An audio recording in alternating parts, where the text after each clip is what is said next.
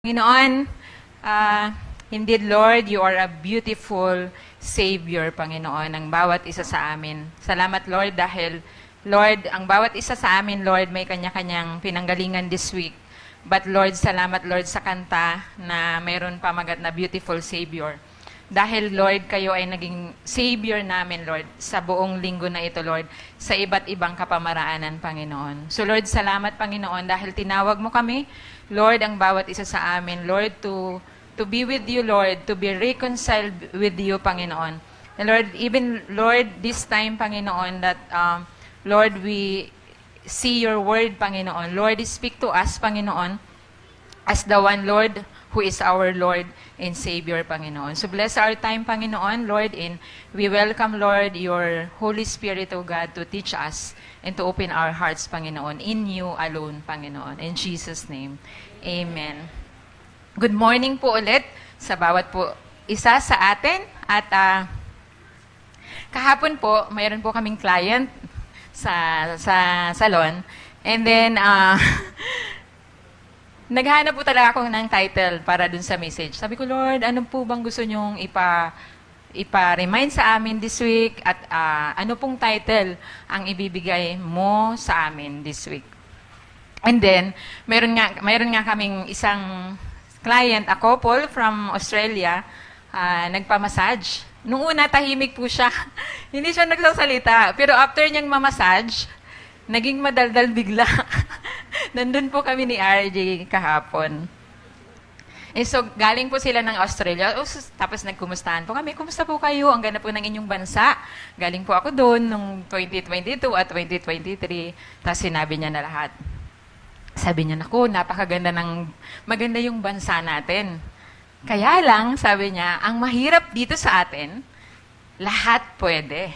Sabi niya. Tapos napatigil kami nila RJ.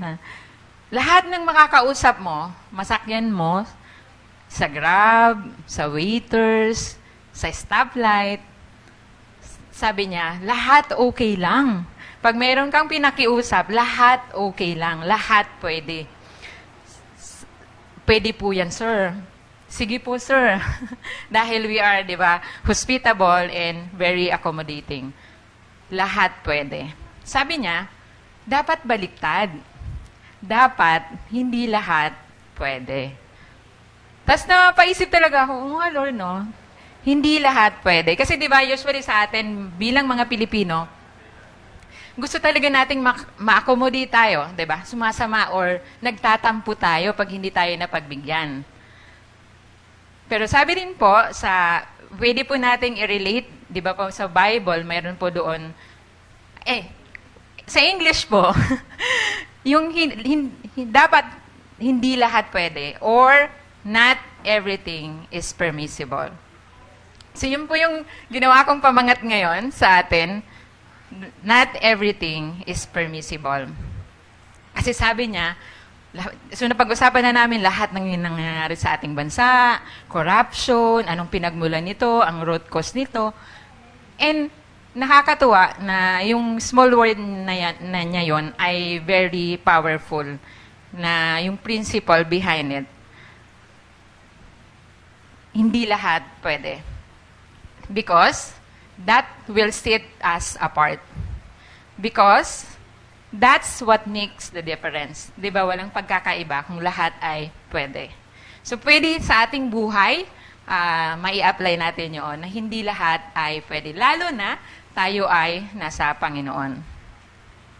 So, in the Bible po, nakakatuwa na sinabi rin po ng Panginoon, no?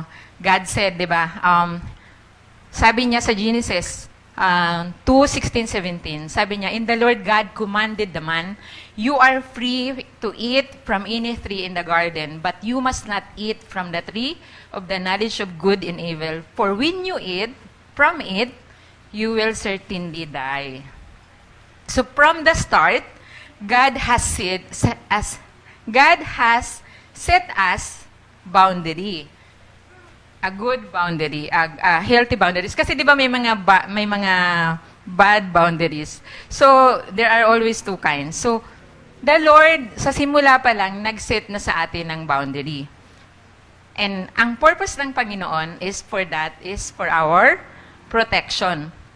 Kasi imagine, kung hindi kinain ni Adam and Eve, yung dapat hindi nila kainin, tayo ay nasa paraiso na ngayon with the Lord. Maybe. Diba? Kaya siya nag-set ng panuntunan. Sabi niya, the moment the man or human beings cross the boundary, we enter the realm of sin. So, sin is simply disobeying God. Napakinggan na natin yan kay Pastor Noms, kay Pastor Carmen. So, yung sin is simply disobeying God. And we know that sin separates us from God. Nakakatuwa po, di ba po, kasi may mga Bible study, and I encourage po everyone sa atin na kung pwede kayong sumama, isa-isa. Isa-isa para ma-experience nyo po yung paano mag-conduct si pastor ng Bible study or si Tita Carmen. And si Ma'am Carmen po, di ba, nag-a-assign siya sa Santa Mesa. And dahil kakasama natin kay pastor, nasasaulo na natin. Di ba, kung paano si Pas, anong tinuturo ni Pas, anong book yung ginagamit niya sa, especially yung hindi pa talaga kilala ang Panginoon na simula pa lamang nagba-Bible study. So, magsama tayo once. So, nai-enjoy ko talaga yon, whether one-on-one, with the group, or kasamang ating mga leaders, or sila pastor. Kaya, again, in the long run, eventually, habang nagtuturo si Pas, natututo tayo. And nare-refresh tayo. Sabi nga nung tinanong ni Pas last Bible study dun sa Don Mariano, ang sabi niya, kasi nagtanong si Pas, sabi niya, anong ine-expect ninyo na matutunan dito? So yung iba doon, sabi, to be refreshed sa Panginoon. Mas makilala pa ang Panginoon. So ayun po. As we go on with our walk with God, in the long run, we shall be able to teach because of what we hear and what we see sa ating, sa tinuturo dito sa atin. And going back, meron role na ang Panginoon sa atin ulit. Yung boundary na binigay sa atin ng Panginoon. Play a significant role in God's divine order and purpose in our lives. So again, from creation account to the establishment ng mga bansa, boundaries are needed in maintaining order, identity, and holiness. Kanina narinig natin sa panalangin ni Sister Weng yung consecration, yung holiness. You are holy, God, even in our songs, dahil holy po ang Panginoon. So marami pong boundaries, di ba, na sinet sa atin, di ba? From creation, yung natural boundaries na create ni God, yung heaven and earth, di ba? He set yung water from land, day and night. God saw the light that it was good. He separated the light from darkness. And this separation, sabi po yan sa Genesis 1:4, di ba? God saw the light that it was good and separated the light from darkness. So, mayroon physical si God na separation para maset yung boundary with that creation.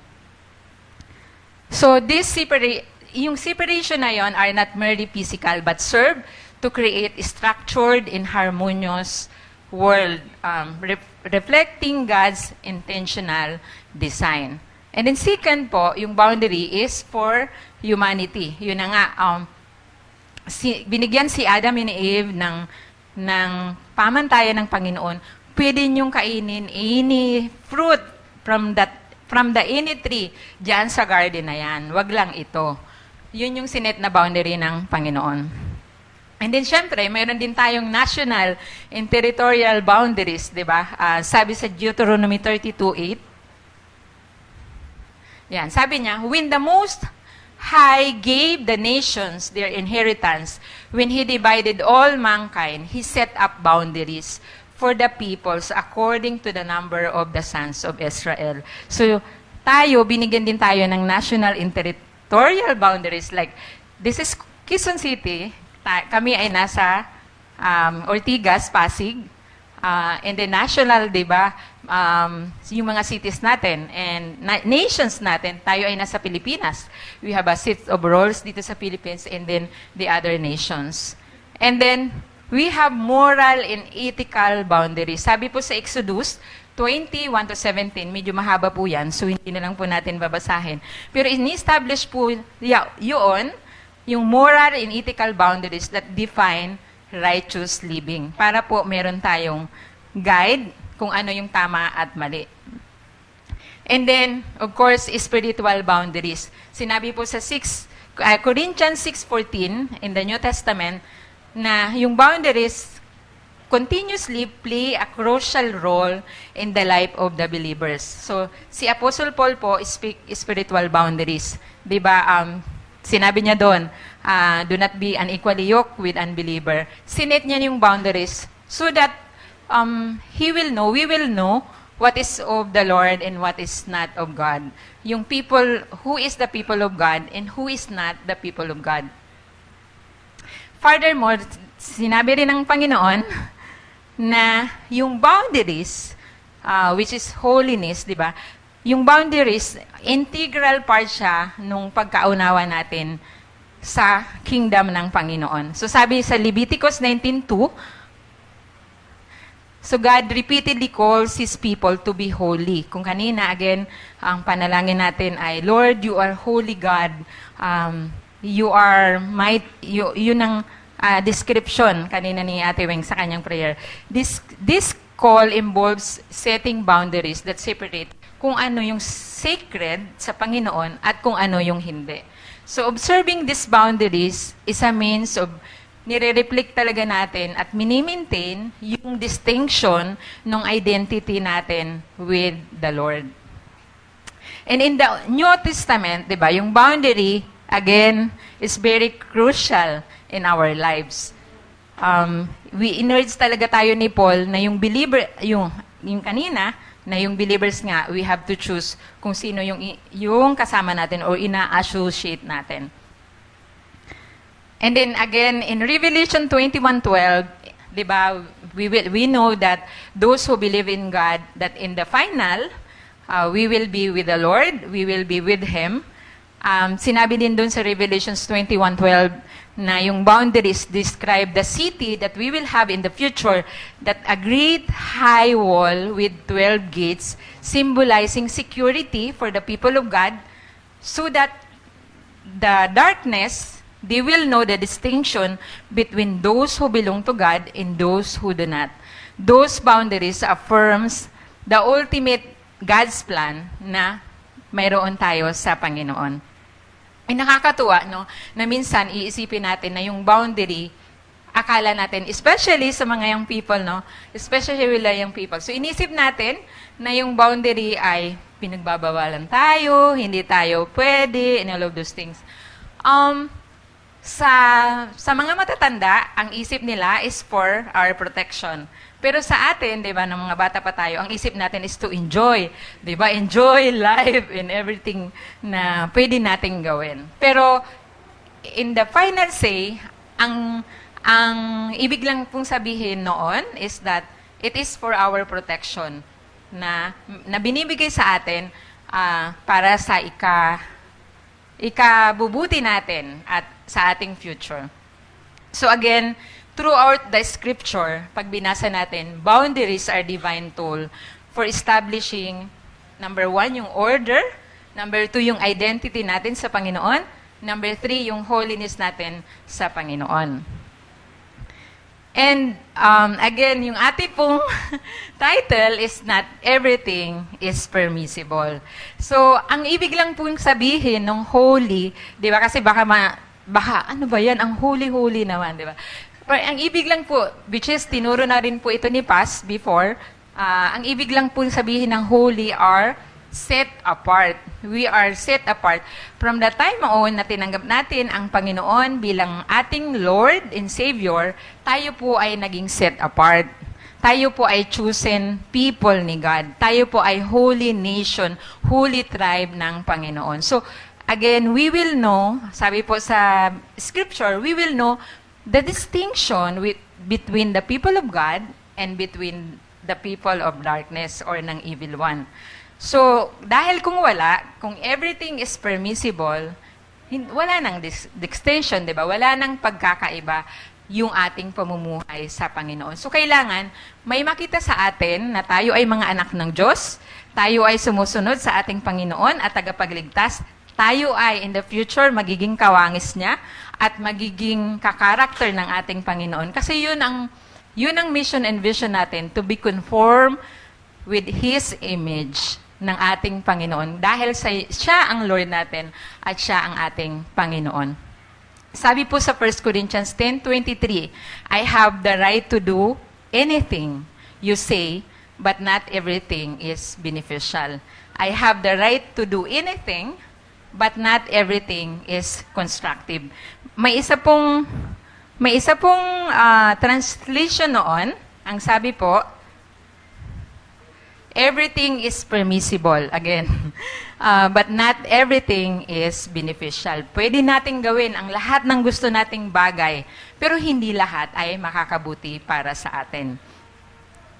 Not everything is constructive, or nobody should seek his own good. Sabi po sa verse 24, but the good of others. Di ba po, nung sinabi ng Panginoon na you shall love the Lord your God with all your heart. Ang second niya po doon na sinabi na ating panuntunan ay you shall love your neighbor as you love yourself.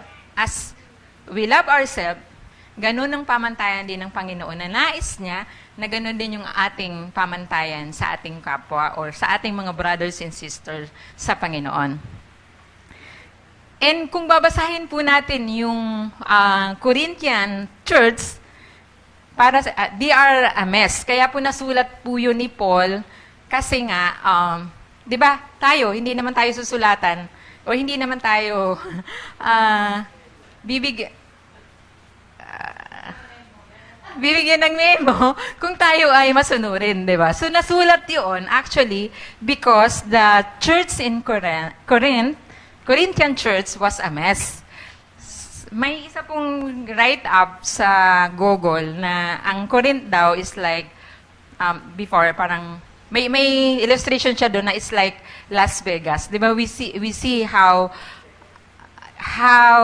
rich yung Las Vegas, nandun yung, kung sa atin, nandun si Soler. Nandoon, nagpibili ng mga cards yung mga mayayaman. Nandoon nauubos yung kinuhang pera sa kaban para i-play ng sugal. So, sabi po, sa Google din ito na, sa Corinthians, di ba? Na si Paul, dahil nga sa pamumuhay or lifestyle ng mga tao doon, kaya niya nasabi ito. So,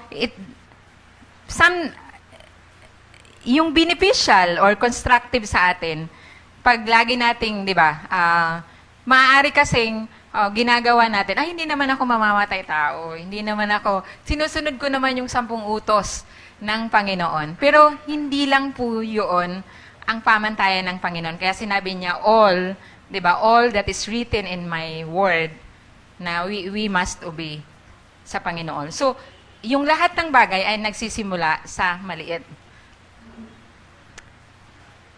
There are some things that are, again, clearly sinful sa Bible. Again, yung adultery, stealing, lying, etc. Di ba? Very nakikita siya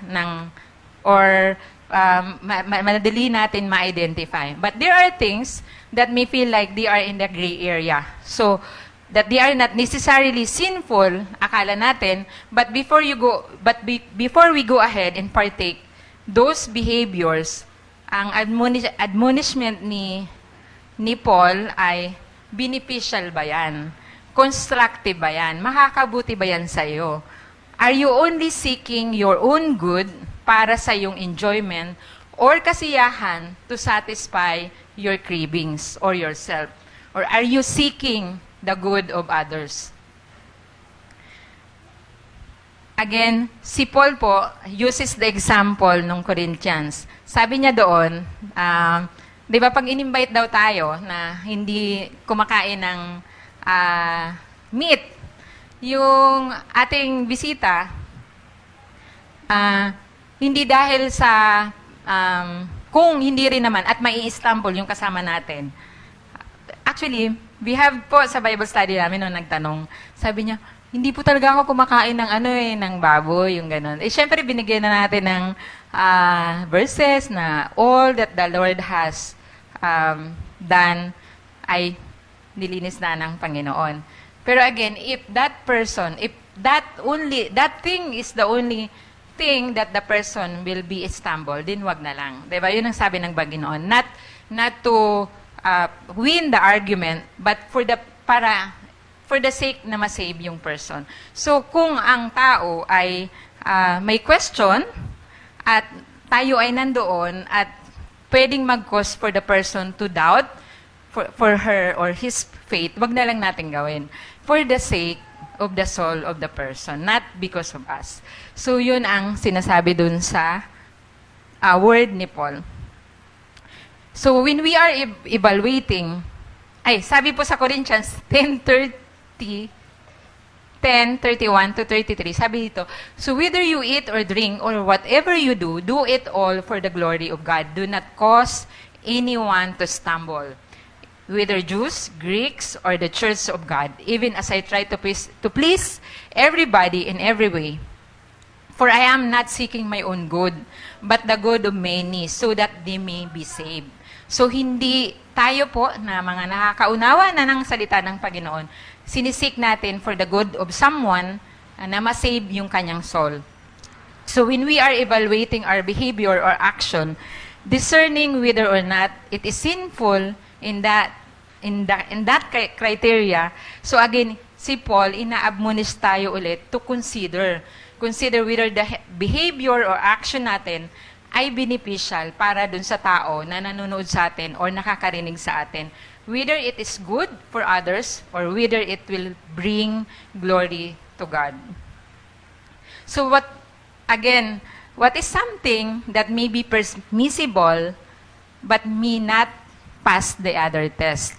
Or what is a behavior or action that you might enjoy but not might be beneficial to others or constructive to others or could harm another person? So, hayaan natin talaga na yung challenge ni Paul sa atin, whether we eat or drink or whatever we do, that we do it all for the glory of God. You know, si President Trump po, lately, diba, medyo nag-strict siya. So that's why may mga ka-office mate kami and mga kamag-anak natin or maybe mga friends natin na nag-a-apply ng, you know, yung may mga standing application for visas, different visa, tourist visa, family visa para manirahan sa United States. But we know that, di ba, currently, si President Trump, medyo naghihigpit siya. And for those na nagbi-benefit doon, like yung mga immigrants, syempre, hindi maganda yung dating sa kanila. Hindi nila accept na papaalisin nila sila or hindi sila tatanggapin sa bansang US. Yun ang stand nung yung people who benefits. Masama yung kanilang loob. But si President, ang isip niya talaga is for the good ng mga US citizen. 'Di ba? Kasi as many immigrants comes to the US, so of course yung cost, yung expense, 'di ba, yung security, gusto ni Trump na now i-protect yung opportunities ng mga US citizen. Kasi sila yung nawalan. Kasi nga sa dami ng immigrants. Kumbaga, mas maraming immigrants, mas maraming population, mas malaki yung expenses ng US. So, nawawala ng, di ba, mauubos syempre yung resources ng US. So, yun ang isip ni Trump, that I will want to protect my own people.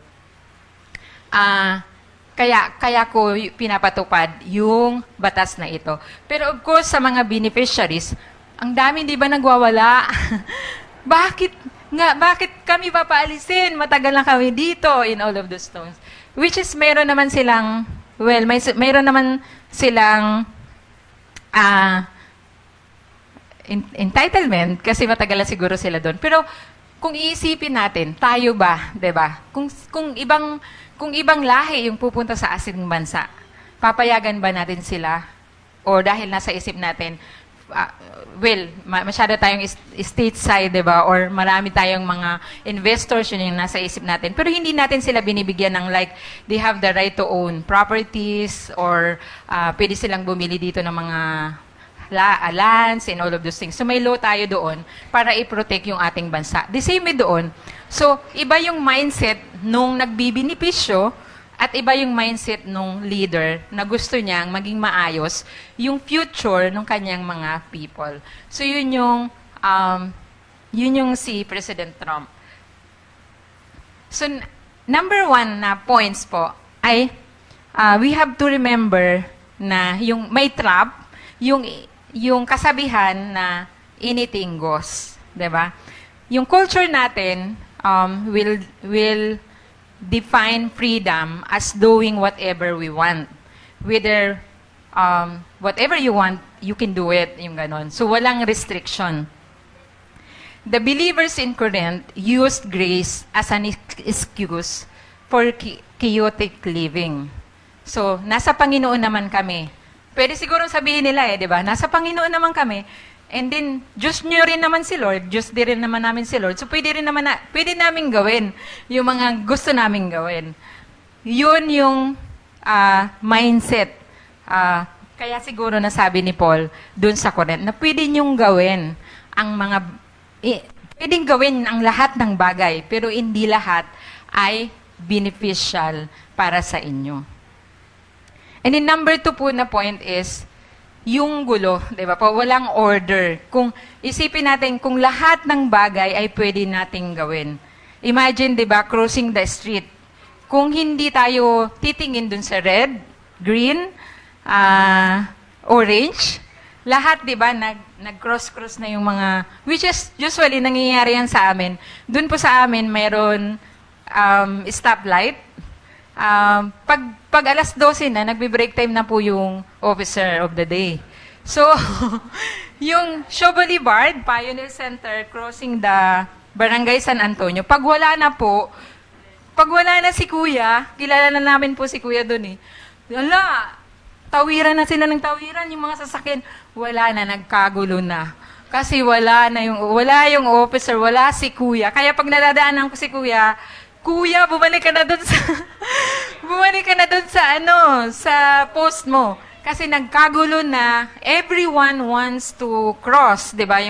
Yung kahit na alam niya na traffic, yung kabilang line, hindi naman niya, kahit naman tumawid siya, hindi pa rin siya makakaobra, 'di ba? Hindi pa rin naman siya makakadiretso kasi nga gusto niya lang talaga.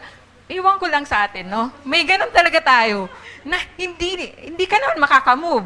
Bakit kailangan mong umabante? Bakit kailangan mong makipag-unahan? The same na sana, 'di ba? Mas maigi. May ganun tayong ugali eh. May gustong mauna-una. Gustong kahit na hindi pa naman. So yung order, yun po yung sinasabi yung pamantayan ni Paul ay isa po doon sa rason niya ay para magkaroon ng order. Again, si Paul po emphasized that some choices or decision natin destroy us or destroy others. Hindi siya constructive. Di ba? Pag sinabi natin constructive, that is for improvement. Constructive criticism and destructive criticism. So when we say constructive, that is for our own good. That is for our improvement. So dapat ina-accept natin na when someone says something to us, tinatanggap natin, iniisip natin na, oo nga no, mayroon ba akong mga nagagawa na hindi tama or hindi ka nais-nais or that may affect yung ibang tao na kasama ko or mga kapatiran ko and all of those things. So, small choices or small decision, pupunta ba ako sa club or pupunta ako sa church. 'Di ba? Kitang-kita natin na hindi pupunta ba ako sa party o pupunta ako sa church. Yun ay very obvious na kung ano yung nais nating piliin. Paano kung parehas siya good? Paano kung parehas siya good? Sabi nung friend mo, tara punta tayo sa church. Tara, punta rin tayo sa church. Di ba? May ganun eh. Mas madali kasi alam mo pag good and bad. Pero pag parehas good, ano yung susundin mo? Sabi po doon, choose the one that will benefit others. Always think for others, not only for yourself. Again, babalik tayo doon sa motive of the heart. What is the motive of the heart behind of what you are doing? Pwede nating tanongin, ano yung motive ko? Bakit ako pupunta? Bakit ko pipiliin itong decision na to para sa aking buhay or para sa aking family? Ano yung motive natin? Because the Lord, He always wants every one of us to have a pure motive or a pure heart towards, of course, kung how we live, our lifestyle, and how we live and conduct and deal with others. Again, yung principle po noon ay order or kaayusan. And order requires discipline. 'Di ba? Yung kaguluhan, nangyayari siya naturally. Pero yung order, or kaayusan, ay intentional. So we set godly boundaries or godly, healthy boundaries. So, ang sabi po, just because a behavior is not explicit sin or hindi nakikita yung sin, does not mean it belongs to our life. We can ask ourselves, is this habit or is this practice or is this lifestyle that I have is constructive for my future or for my plans and purposes of what God plans and purposes with my life, or it is creating hidden chaos or mess sa ating buhay. You know, lagi po naming naririnig, it's a teaching po in Bible school, but also, I guess, written by C.S. Lewis. Sabi niya po doon, yung others me, I guess si Ate Olive din yun, others me, you cannot, or kay Mama Ata yun, others me, you cannot. Now that we are a people of God, the world looking at us, what's the difference between those who says they are Christian or a believer or sumusunod sa Panginoon and those who are not? So, yun po, may kasabihan na, others me, we cannot. Di ba? Yung iba, pwedeng gawin, pero hindi natin pwede nang gawin. Maraming pwede tayong i-example. Siguro, especially, now that we have mas marami yung kabataan. Especially the worship team, siguro.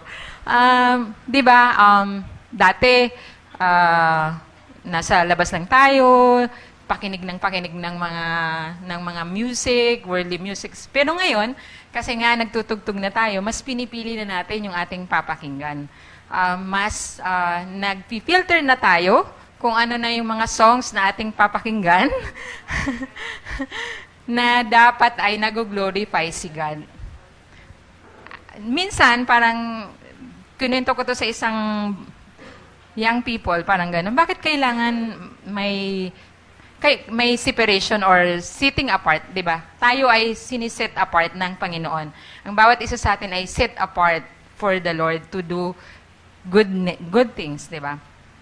So yun minsan, syempre, habang tayo ay minamature pa ng Panginoon, binibigyan tayo ng Panginoon ng pagpipili, di ba? Kung ano yung mga choices at mga decisions, either small or big, na mga gagawin natin. Because faithfulness is not, faithfulness, di ba? Sabi ng Panginoon, lagi tayong ititest ng Lord sa mga areas of our lives, sa lahat ng aspeto ng ating buhay. And faithfulness is obtained, ang faithfulness ay natetest, faithfulness is tested when there is option. Laging ganon. ang katapatan natin sa goodness or sa Panginoon ay natitest lagi kapag may option. So, the Lord will always give us options, every options, for us to really choose natin kung ano yung makakabuti para sa atin. He will give us again and again yung mga choices, paano tayo magde-decision, whether big or small, paano tayo mag-yes, at paano tayo mag-no. So again, faithfulness is tested when there is option. Doon makikita kung tayo ay totoo at faithful sa Panginoon kapag binigyan niya tayo ng choices, whether we will go to this or to this, to the left or to the right. And the number 3 point po, yung establishing our identity sa Panginoon, yung freedom versus slavery. 'Di ba nung binigay ni Lord yung pamantayan niya kila Adam and Eve, wala naman sa isip ni Lord na magiging slave sila Adan at Eva, 'di ba? Ang gusto niya ay magkaroon ng magandang buhay, 'yun ang plano ng Panginoon. And even to us, 'di ba? Ang gusto ng Panginoon, 'di ba, sabi niya, "For I have plans for you to give you a future in a hope." 'Yun ang original plan talaga ng Panginoon. So ang ating principle doon is that when we claim to do the right thing, to do everything, when we claim the right to do everything, we often end up enslaved by our desires. Madalas, isipin natin yon. Madalas, di ba, na when we claim the right to do everything, hindi lahat pwede kong gawin. Lahat ng bagay ay pwede kong gawin. We ended up enslaved of our interest or of our desires. Our identity as children, as a child of God, or as children of God, is not as a slave, but, di ba sabi ng Panginoon, binigyan tayo ng Panginoon ng freedom na mabuhay, di ba? Nung ni-receive natin ang Panginoon, bilang Panginoon na tagapagligtas, we are free now and we are under the grace ng Panginoon sa kanyang kabutihan. But that freedom ay hindi binigay ng Panginoon para gamitin natin, para gawin ang lahat ng gusto nating gawin. Dahil mayroon inakda ang Panginoon, kaya tayo ay may tuntunin, kaya tayo ay may word na susundan dahil sa ating proteksyon at para ibigay yung kanyang promises. And we remember, di ba, yung ating team nung anniversary is standing on God's promises. Or stand as instruction by the Lord. Stand on God's promises. Buti hindi sinabi ng Lord, sit in God's promises. Sleep in God's promises. Sinabi ng Lord, di ba, stand. Stand on your ground. Take up yung promises ninyo sa Panginoon because I have something greater and more for you than what's this world offer. Yun ang nais naman ng Panginoon sa bawat isa sa atin. Again, our identity as child of God, not as slave ng ating mga moods, yung ating mga feelings, di ba? So, lagi nating iisipin na we are not under our moods, we are not under our emotions, we are under with the truth ng Panginoon, with the promise ng Panginoon. Our true identity is choosing God again and again over convenience. If a habits or mga practical or lifestyle na ginagawa natin ay nakokontrol tayo, doon na daw po ang simula ng compromise of who we are in God, of who we are in Christ. The moment na pinili natin yung convenience dahil yun ang mas madali. Again, yung ating mga practices, yung ating mga habits, yung ating behavior, it compromises na of who we are in Christ. So again, being set apart sa ating Panginoon, beneficial versus permissible. Holiness, again, is being set apart for God's specific purpose. Again, holiness filters choices through love. Yung mga ginagawa natin, gaano man ito kaliit or kalaki, pwede nating tanungin talaga na, is this will bring me closer to God, yung mga ginagawa ko, everyday, or does this will love my neighbor well? We cannot use, sabi po may isa po akong nabasa, na we cannot use ang unholy methods or process to reach a holy destination. We cannot use unholy or kasi set apart, di ba? hindi, anyway, we cannot use unholy methods to reach a holy destinations. So, godly result requires godly choices natin. Para mapuntahan natin yung promises ng Panginoon. As we stand in God's promises with God, so we have to choose even the smallest things or decisions na ginagawa natin every day nang mayroon panuntunan ng ating Panginoon. So, and we know na pwede nating i-apply yung itong 1 Corinthians 10:23 to 24. Diba? We have 5 aspects in life: our physical, our spiritual, our intellect, our emotional, and in our finances. Diba? So, lagi nating i-check natin kung, Lord, lahat ba ng ginagawa ko o inahayaan ko ba na gumawa ko ng mga bagay na lamang na dahil gusto ko sa aspeto ng aking mga buhay in terms sa aking emotions, in terms sa aking mentally or intellectually, in terms of sa physical natin na aspect, saan ba natin dinadala yung ating mga sarili, yung ating bodies, kasi yun ang temple ng ating Holy Spirit, diba? Yung ating mga katawan. Kung saan natin dinadala at ini-expose yung ating katawan, ayun din yung, kung ano yung pinapasok natin, yun din ang ating pwedeng ilabas. Kasi yun yung pinipid natin. Kung ano yung ini-store up natin inside, yun din ang ating ilalabas. So what is our hearts towards doon sa sinabi ng Panginoon na mga dapat nating gawin in terms of making decisions, small decisions, whether in the physical, whether in the spiritual, whether in the emotional, or mamaya po, pag-aaralan natin, whether in the financial. So, di na po natin itatapik yung financial. Mamaya po, mayroon tayong subject for that. So, panalangin natin na ang mga bagay na nais ng Panginoon natin gawin para tayo ay maging set apart sa Panginoon. Para tayo ay consecrate, magkaroon ng distinction what is the things of God and what is not the things of the Lord. Sa ating buhay, di ba? Even our choices, ano yung mga ginagawa natin, mga smallest things in our lives na mayroon pa ngayon. You know, it's understandable, diba, when we hear a testimony of one person believing na sila ay binago ng Panginoon. Dati po, ako ay manginginom.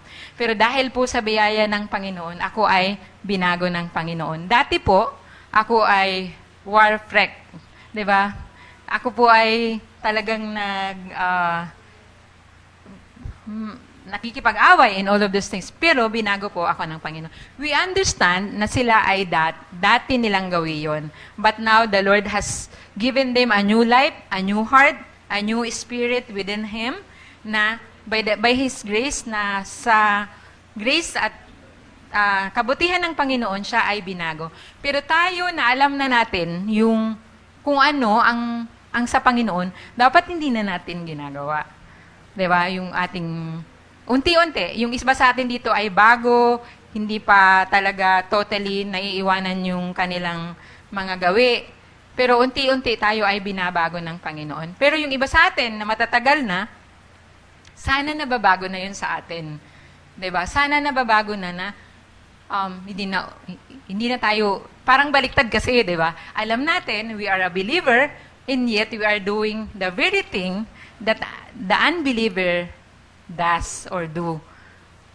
Parang baliktad, di ba? Parang dapat alam na natin na the Lord instructed us not to be a drunkard or in drunkenness, and yet we still do it, parang gano'n. Alam na natin yun eh. Parang we understand if the person is bago at Kristiyano, dahil inalis sila doon ng Panginoon at binigyan sila ng bagong spirit and a new heart and a new mind, di na nila ginagawa yon. Pero tayo na nandito na at pinili na tayo ng Panginoon, di ba tayo na sana yung siniseparate na natin unti-unti, by His grace, again, hindi natin kaya yun. Kaya sinabi ng Lord, He has promised us that I will give you a new heart and a new mind. And I will replace the spirit within you. A new spirit, di ba? A new spirit in you. So, yun yung promise ng Panginoon. So, hindi siya madali, pero by His grace, pwede natin talagang hingiin sa Panginoon na, Lord, unti-unti mo akong baguhin. Lord, yung mga bagay pa na hindi sa inyo, baguhin niyo po ako at bigyan niyo ko ng grace ninyo, Panginoon. Dahil hindi naman talaga tayo, di ba? Wala naman talaga tayong kakayahan na baguhin tayo. The way we talk, kung meron pang mga unpleasant words na nanggagaling sa ating bibig, na hindi ka nais-nais talaga sa Panginoon, dapat nababago na sa atin yun. Kung tayo ay 20 years na, I'm 45, and 23 po ako, naging Kristiyano, 22 years. Kung 22 years na tayo, pero alam natin sa sarili natin na mayroon pa tayong mga hindi pa na-perfect ng Panginoon. Kasi ang goal talaga ni Lord, di ba, is to be conformed to His image, to be like Him in our character. And when we do, nagiging kawangis natin ang Panginoon. So patuloy nating isik si Lord sa area, kung ano pang area ng ating buhay na hindi pa talaga na isusurrender sa Panginoon. Kapatid, ang kilang po doon ay surrender. Surrender natin sa Lord. Lord, kayo po ang bahala na magbago po sa akin sa area na ito kasi hindi ko talaga kaya. And di ba, we have heard many testimonies na once a person sinurrender niya talaga sa Lord, the Lord is the one who make a way for us. We have heard testimony na dati, di ba, naninigarilyo, nagiinom, and then nag-pray siya earnestly within her heart na, Lord, ayoko na nito. Ayoko nang manigarilyo, ayoko nang uminom. Di ba, yun ang prayer niya. And lo and behold, days after, wala na siyang appetite. Wala na siyang cravings doon sa cigarettes. Wala na siyang cravings doon sa gin or beer. Diba? Kasi ginawa ng Panginoon ng paraan.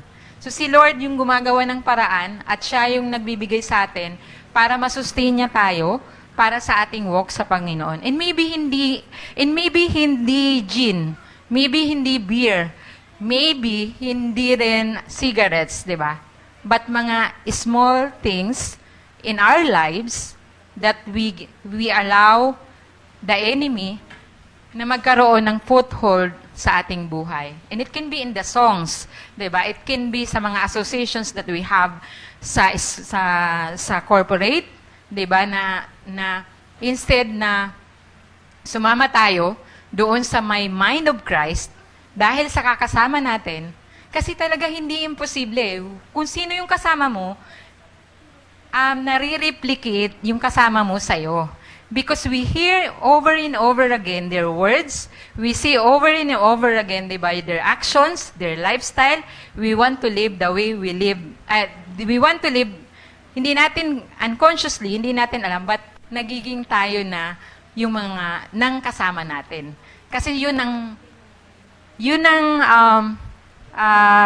na puproduce sa atin. 'Di ba? Yung small things nagiging seed in us. And those seeds nag-grow and nagkakaroon yun ng fruit in us.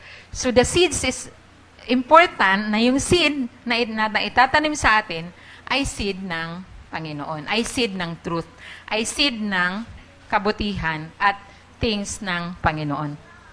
So, lagi nating kailangan quick and alert. 'Di ba sabi ng Lord, be quick and alert sa ating mga ginagawa sa ating buhay. So, we hope na we can change our mindset. 'Di ba? Kasi we have this na parang it's my right. It's my right to do these things. I have all the rights to do these things. Dapat we hope and pray na it will change from my rights to my responsibility. We hope and pray na it will change from my rights to my love for the Lord. We hope na ma-change from our mindset na it's my right to pleasing the Lord. Kung ano yung makaka-please sa ating Panginoon. Sige po. Sige po. Tapos na po kasi 12:28 na.